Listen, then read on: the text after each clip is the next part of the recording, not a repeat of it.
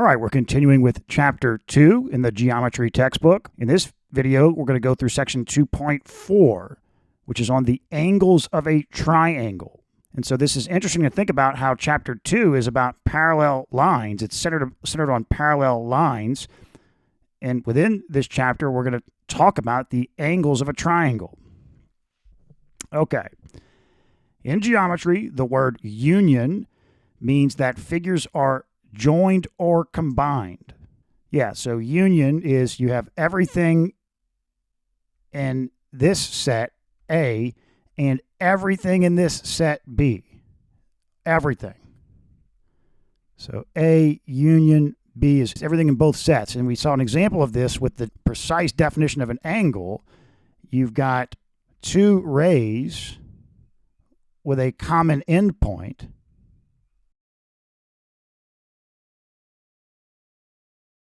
So A, B, C, the union of ray AB and ray AC is the definition of an angle. So it's this entire ray and this entire ray with this common endpoint, all of that taken together is an angle. All right, definition, a triangle, this is the symbol for a triangle, is the union of three line segments that are determined by three non-collinear points.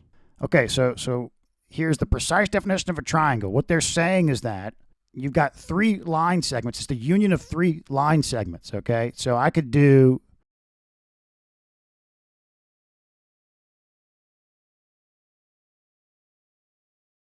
the union of line segment A, B, C, D, and E, F. Is that a triangle? Because I just gave a union of three line segments. Well, no, there's more. These line segments are determined by three non-collinear points. Okay, well, these line segments are determined by six non-collinear points. Okay, so how can I draw three line segments that are determined by three non-collinear points? Well, let's draw three non-collinear points. So there's 2 points that are obviously collinear, but we don't want to draw a point here. Let's put a point here. Okay, so there's point A, B, and C. Okay, so we know we can create three line segments that go through three independent points. So here's one line segment, here's another line segment, and here's another line segment. So there's three line segments that are determined by three non-collinear points.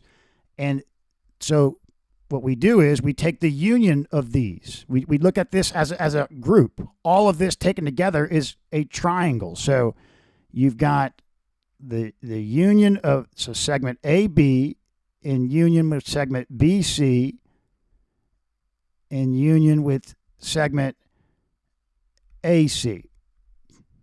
That's a triangle. All of these together. You can kind of look at this like take all of segment AB and BC, all of that, and then together with all of that, segment AC. Okay, and so that's a triangle. All right, the triangle shown in figure 2.24 is known as triangle ABC or triangle BCA, etc. Any order of letters A, B, and C can be used. Yeah, when it comes to figures with more than three vertexes, then the order can matter because you don't want to skip over. You want to kind of list them in an order that you can walk around the figure. Well, with a triangle, that issue doesn't come up because you're going to start somewhere, and then whether or not you go, I can start at B. Whether or not I go to A or C that's fine, right? Each point A, B, and C is a vertex of the triangle. Collectively, these 3 points are the vertices of the triangle. Segment AB, segment BC, and segment AC are the sides of the triangle. So you have each of these is a vertex. So what is a vertex? It's where, at least in the case of this triangle here, it's the endpoints of the line segments. So we had these three non-collinear points. We drew which we know we can make 3 line segments that go through, that connect those 3 points, right? But they're going to have these common endpoints though. Those are called vertices, or each one's called a vertex. And the line segments are the sides of the triangle. Okay, point D is in the interior of the triangle, point E is on the triangle, and point F is on the exterior of the triangle. Yeah, so that notation is pretty obvious, but it wasn't quite as obvious with an angle where you had what was interesting to think about was that, so A, B, C, the union of ray A, B, and BC, right, is an angle. Well, these rays extend to infinity. So the interior of the angle is any point, right? Because it's the union of 2 rays, so it's an infinite amount of area that an angle that is like technically inside an angle. And this is on the angle, this is on the angle, this is on the angle, this is on the angle, because again, it's the union of 2 rays. Rays, that includes the infinite length of the ray. And then out here's the exterior. But a triangle, that's pretty clear though. You can clearly see what the interior and exterior of the triangle is and what's on the triangle. Well, I guess you might think that point D is on the triangle, but no, it's technically not on it. That's the interior. Triangles may be categorized by the lengths of their sides. Table 2.1 presents each type of triangle, the relationship among its sides, and a drawing in which congruent sides are marked. You should become familiar with the types of triangles found in both Table 2.1 and 2.2. All right, so triangles may be characterized by the lengths of their sides. So, but this, it's saying it was congruent sides. So let's see. Okay, if you have no congruent sides, that's the scalene triangle. 2 congruent sides, that's isosceles. 3 congruent sides, that's equilateral. Yeah, so there's different categories of triangles. Like you have any triangle that has a 90-degree angle in it is a right triangle. All triangles that don't have 90-degree angles in them are called oblique triangles. So, but like you could have a right triangle that has 2 equal side lengths. So that's also isosceles. So there's like mixtures between the categories. That's what you're going to find with triangles. So you just have to, it depends on the context that you're talking about triangles in. In this context, it's just, okay, there's the triangle. You have 3 sides of a triangle. Are they all equal length sides? Well, then it's equilateral. Do you have 2 that are equal length? Doesn't matter which 2, any 2. Well, then that's isosceles. Are none of equal length? Then it's scalene. Okay, that's just one way you can categorize triangles. But again, these categories that we're going to go through can mix with each other. So let's see. Triangles classified by angles. If a triangle has all acute angles, then it's an acute triangle. If it has one obtuse angle, then it's an obtuse triangle. If it has a right angle, then it's a right triangle, one right angle. If it has all angles are the same, it's equal angular. But you can see like these could be mixed in, right? You could have a scalene triangle that's an acute triangle. You could have a scalene triangle that's an obtuse triangle, or an acute or obtuse triangle that are isosceles. So, but it might not be the case that, I don't think it's the case. You can have an equilateral triangle that's also obtuse. So it's going to be interesting to study these relationships. Okay. In triangle HJK, which is not shown, HJ is equal to 4, JK is equal to 4, and the measure of angle J is equal to 90 degrees. Describe completely the type of triangle represented. Well, this is a right triangle because it contains a 90-degree angle, just one 90-degree angle, and it's a right triangle.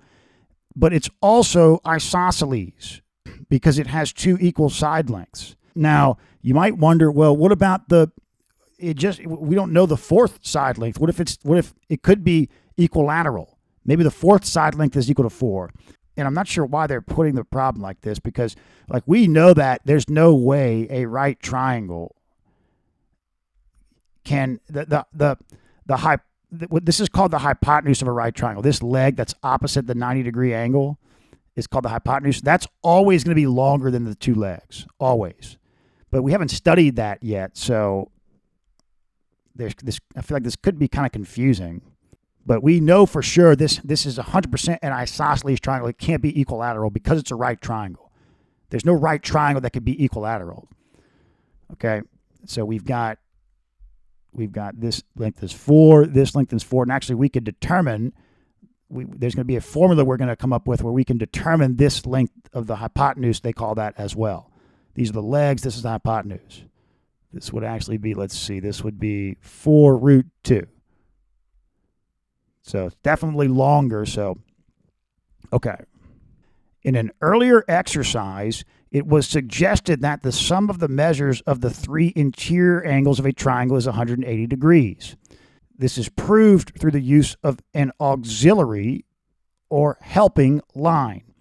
When an auxiliary line is added to the drawing for a proof, a justification must be given for the existence of that line.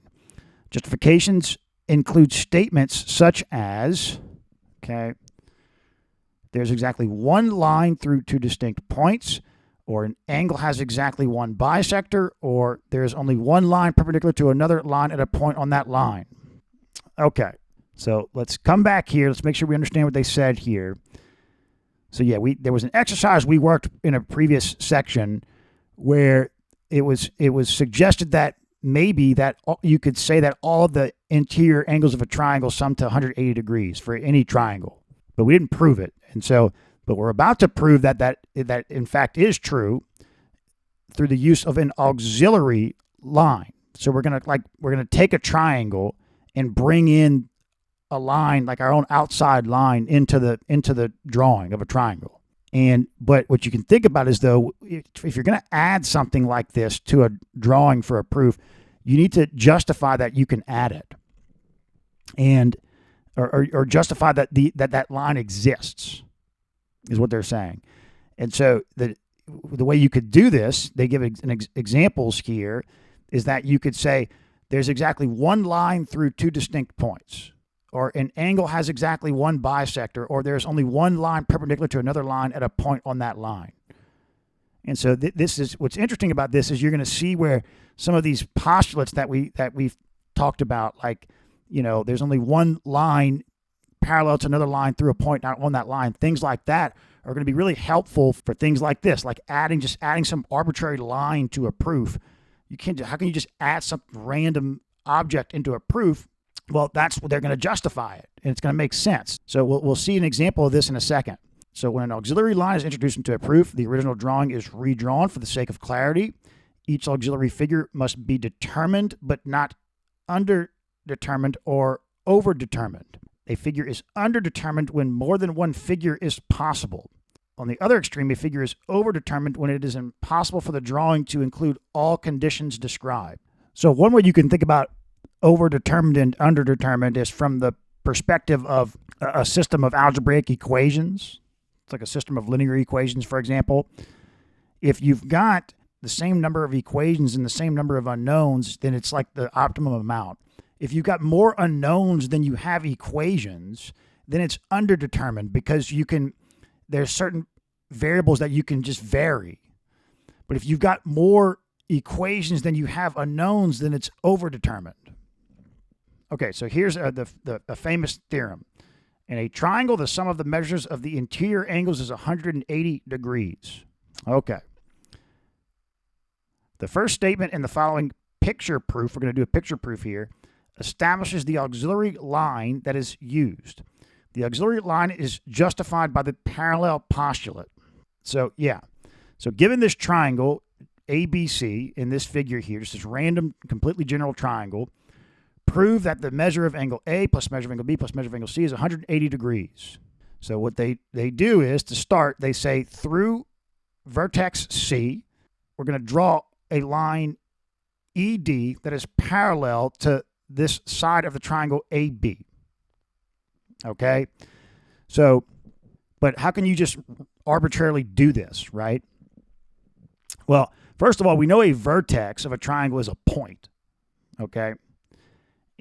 But there's an infinite number of lines that go through a point. But we know that there's only one line parallel to another line that goes through a point not on that line. So there's only one line parallel to line AB that goes through point C. Only one. If there was potentially more than one, then we could still maybe draw this line, but there would be a lot more questions we'd have to answer. But it really simplifies things when we can say, look, here's this one unique line. Boom, there it is. That's parallel to AB that goes through point C. Okay, so that's how we introduce this line and justify introducing it. Now, one thing I want to point out here is that, and I should have mentioned this when we defined the triangle earlier, is that, so what you can think about is that the definition of a triangle, we had 3 points, right? 3 non-collinear points. Well, what do we know about 3 non-collinear points? We know that they define a unique plane. And that isn't changed when we just add these line segments connecting them, in the sense that this collection of points and line segments here, the union of all of those, which makes the triangle, that's going to be contained in a unique plane. So a triangle is it's a planar figure. And again, as I've mentioned many times, and I'm going to continue to mention this over and over again, when something is planar, you can think about it. You can still think in terms of 3D space, because you can think of, there could be any plane oriented in any way in 3D space. It doesn't even have to go through the origin. Doesn't matter. Just some random plane and oriented however. I mean, I'll even tilt it a little bit. It would be like kind of like tilted, who knows, whatever. Okay? You could have a triangle in this plane. And then you orient your viewing screen to where you're looking straight at the triangle. And now imagine that plane of the triangle is parallel to the plane of your computer screen. So it's like what I'm trying to say is you can still think about that we're looking at a triangle in some way still in 3D space. We just have the plane is flat with our screen. Okay. So they introduced this line here, and we say that line ED is parallel to line AB. Okay. So now we're going to use the properties of parallel lines and transversals. We've got 2 transversals here. Okay. And so they start off by saying that measure of angle 1 plus measure of angle 2 plus measure of angle 3 is 180 degrees. Okay. But measure of angle 1 is equal to the measure of angle A. And then I'm assuming they're going to say that the measure of angle 3 is equal to the measure of angle B. And there you go. That's it. They can just substitute in measure of angle A for measure of angle 1, measure of angle B for measure of angle 3. So measure of angle A plus measure of angle B plus measure of angle 2 is equal to 180. And we're not going to do this here, but I'm sure like whenever they developed this, people might have wondered about, well, what if the triangle is obtuse or shaped in different ways, and you could just clearly do this same proof here with any kind of shaped triangle, right triangle, obtuse triangle, whatever, and they could show that, look, nothing changes about this proof no matter what type of triangle you have. So it's a universal theorem for any triangle. Okay. In triangle RST, not shown, the measure of angle R is 45 degrees and the measure of angle S is 64 degrees. Find the measure of angle T. So yeah, just you sum these two and then subtract that from 180. Very simple. There's no order here. Like it's very simple. You just, the sum of the angles of the interior angles of a triangle, 180. There's no order there. Okay, a theorem that follows directly from a previous theorem is known as a corollary of the theorem. Corollaries, like theorems, must be proved before they can be used. These proofs are often brief, but they depend on the related theorem. Some corollaries of theorem 2.4.1, the sum of the angles of a triangle are 180, follow. We suggest that the student make a drawing to illustrate each corollary. So a corollary, it follows directly from a theorem. So we can, if we look at this corollary here, each angle of an equal angular triangle measures 60 degrees. Yeah, you see how this is just a direct result of the theorem of the interior angles of a triangle summing to 180. Because if all the angles are equal and they all sum to 180, then 180 divided by 3 is 60. And so, but you still need to prove this. But what you can think about is that you can see how, like they mentioned, these proofs are often brief. So you still need to do an official proof, but I just laid it out really quickly, right? The sum of the angles of a triangle equal 180. If all the three angles are equal, then 180 divided by 3. That was really simple and quick. And so you can imagine the proof is going to be, in its own way, simple and quick relative to the proof of the theorem it's directly related to. But since it's such a direct result of another theorem, they don't call these theorems, they call them corollaries. Okay, here's another corollary. The acute angles of a right triangle are complementary. So you can think about as well that anytime you see a corollary, it's going to be related to some theorem. It's a direct offshoot of some theorem. In this case, we're told that these two are direct offshoots of the theorem we just talked about with summing to 180.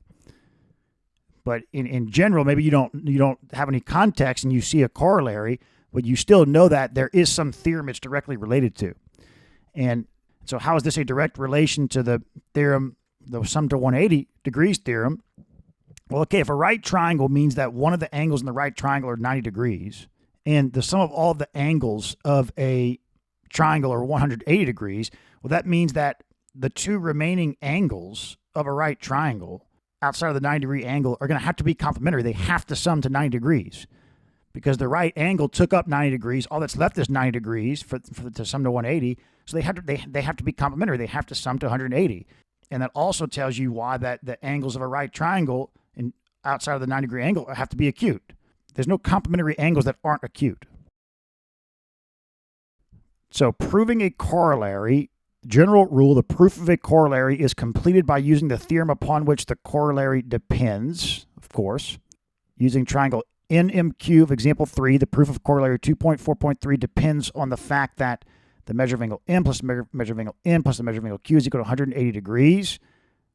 With the measure of angle M is equal to 90 degrees, it follows that, yeah, exactly. The proof of a corollary is going to depend on, the foundation of it's going to be the theorem that it's directly related to, obviously. So if angle M is a right angle in triangle NMQ, which is not shown, and the measure of angle N is 57 degrees, then find the measure of angle Q. So measure of angle M is a right angle, so N and Q must be complementary. So if N is 57, then Q is going to be 90 minus 57.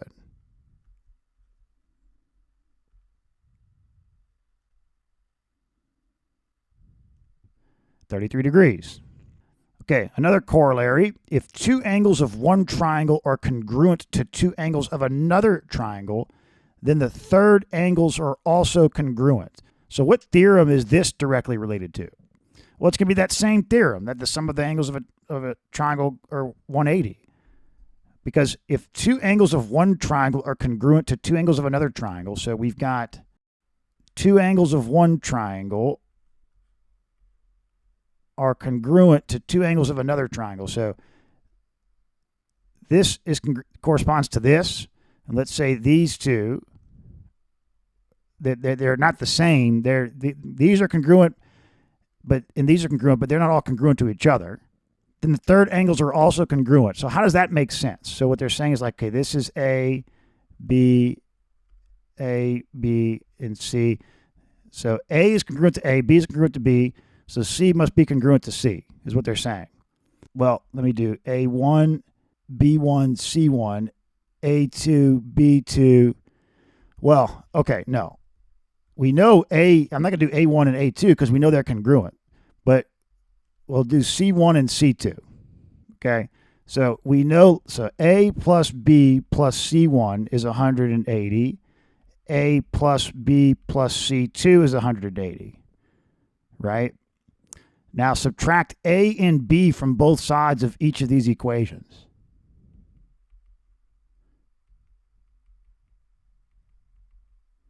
There you go. C1 is equal to C2, or their measures are equal. Okay. Okay, in triangle RST and triangle XYZ, they're not shown. The measure of angle R is equal to the measure of angle X is equal to 52 degrees. Also, the measure of angle S is equal to the measure of angle Y is equal to 59 degrees. Okay, well, they're just going by this corollary over here. So find the measure of angle T, find the measure of angle Z. Yeah, they're going to be congruent. You have two angles from separate triangles are congruent. Two other angles from those same separate triangles are congruent.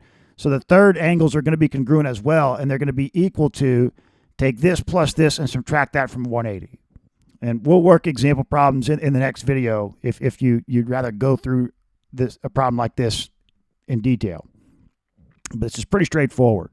Okay, when the sides of a triangle are extended, each angle that is formed by a side in an extension of the adjacent side is an exterior angle of the triangle. So yeah, you can think about in this main theorem of this section, we're saying the interior angles of a triangle sum to 180, the interior angles. And they're saying that for a reason, because there is the idea of exterior angles of a triangle. And you think about an exterior angle in that you can do like a virtual extension of a side of a triangle to the outside, to the exterior of a triangle, and then you can see that exterior angle. So all triangles have exterior angles if you do like these virtual extensions of the sides, right? You can do that. You can extend. There's all these exterior angles here. But like this isn't an exterior angle. No, I mean, that's actually a vertical angle to the interior angle of the triangle. They're talking about you do a virtual extension of a side, and it's an angle has one of the sides of the angle as a side of the triangle. Here, the sides of this angle is two of the virtual extensions. No, one side of the angle needs to be on the triangle for it to be considered like an interior or exterior angle. You see? So this is an exterior angle. This is, and this is. Okay, with BCD in figure 2.36a, angle ACD is an exterior angle of triangle ABC. For a triangle, there are a total of 6 exterior angles, 2 at each vertex. Yeah. So there's going to be 6 exterior angles. Each vertex is associated with 2 exterior angles, or 2 exterior angles are associated with each vertex. In figure 2.36a, angle A and angle B are the 2 non-adjacent interior angles for exterior angle ACD. These angles A and B are sometimes called remote interior angles for exterior angle ACD. Of course, angle ACB is the adjacent interior angle for angle ACD. Okay, just more notation here. Let's read through this again, make sure we understand this. In this figure here, angles A and B are the 2 non-adjacent interior angles for exterior angle ACD. So every exterior angle is going to have associated with it a vertex that it's at. So it's an angle that it's like an interior angle that it's adjacent to. Okay, but then there's also going to be 2 interior angles that's not adjacent to. So it's adjacent to one. That's the vertex that it's at. Each exterior angle is adjacent to one interior angle, and it's not adjacent to two interior angles. Okay, so like exterior angles 3 and 4 are adjacent to interior angle C, and they're non-adjacent to interior angles A and B. These non-adjacent angles are sometimes called remote interior angles for the exterior angle. Okay, and then angle ACB, yeah, the adjacent interior angle is just the vertex it's at. Okay. Another corollary, the measure of an exterior angle of a triangle equals the sum of the measures of the 2 non-adjacent interior angles. Okay, interesting. The measure of an exterior angle of a triangle, any exterior angle, equals the sum of the measures of the 2 non-adjacent interior angles. So the measure of angle 1, exterior angle 1, they're saying would be the measure of angle B plus the measure of angle C, because that's the 2 non-adjacent interior angles. Okay, so now for this example, it says that according to corollary 2.4.5, what we just read, what would the measure of angle 1 be equal to? That's an exterior angle. It's got a side as it's outside of the triangle, but one of its sides is a side of the triangle of the angle, and the other side is a virtual extension of a side. Well, we know, okay, go to the non-adjacent interior angles. So the measure of angle 1 is going to be the measure of angle S here, this plus this. All right.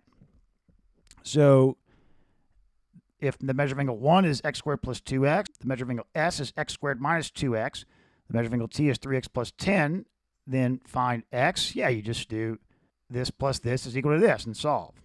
Okay, so now let's work some example problems. We'll work examples like all the examples in this section in detail and answer even more questions to build our intuition around everything we've learned here.